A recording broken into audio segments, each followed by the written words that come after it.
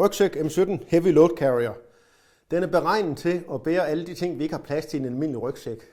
Det kan være ammunitionskasser, vanddunke, morterbundplader, lange våben, værktøjer af forskellige slags. Alt det, der er uhåndterligt, som man før bar rundt i hænderne, kan vi have i den her. Opbygningen af bæresystemet er nøjagtigt ligesom på 70 liters rygsækken, så der er ikke noget nyt i det. Det, der er specielt ved den her, det er, at man sådan set har pillet sækken af rygsækken og sat en kæmpe stor beavertail på. Den er holdt fast med 2 topremme og så 6 sideremme, 3 i hver side.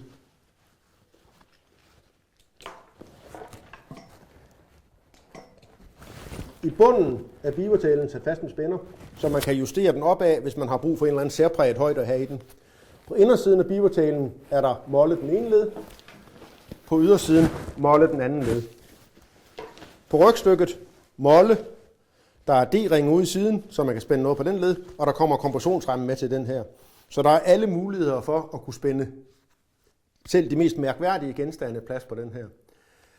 Den er testet til at kunne bære op til 70 kilo, så man kan have stort set hvad som helst på den.